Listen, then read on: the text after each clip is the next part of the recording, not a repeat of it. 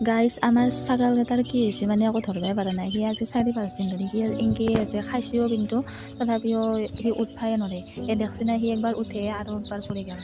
মানে সি নিজৰ দেহটো মানে শক্তিয়ে নোহোৱা হৈ গৈছে। কি পৰিস্থিতিত আছে মানে সি ইমান কষ্টত আছে, দেখা পাই কিবা বহুত বেয়া লাগি যায়।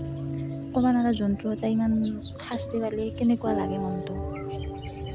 সি দেখছেনে কিমান কষ্ট পাইছে, সি নিজৰ দেহটোৱে কণ্ট্ৰলত ৰাখিব পৰা নাই। সেইকাৰণে পীৰাখনতকৈ আজলৈকে থৈ দিছোঁ। সি ডাইৰেক্ট পৰি যায় মানে পটকিনে মাটিত। দেখছি না সেনেকৈ থৈ দিছোঁ আৰু কিমান দুখত আছে সি, কিমান কষ্টত আছে। সেই এনকেয়ে আছে মানে এনকেয়ে থাকে সি, কি হ'ব আৰু নহয় না কিবা ছাগালৰ বেমাৰেই আহিছে নে কি নাজনো। এতিয়া তাক এনেকৈ গামোচাখনতকৈ এনেকৈ আঁচলি কিনে থৈ দিছোঁ যাতে পীৰাখনত দুখ নাপায়। সেইকাৰণে গামোচাখন তাতে দি থৈ দিছোঁ। সি আৰু নিজে আৰু বাঘ দিব তাতে।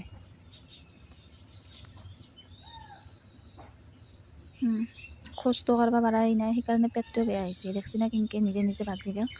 কি ক'ম মানে আৰু ভাষা নাই।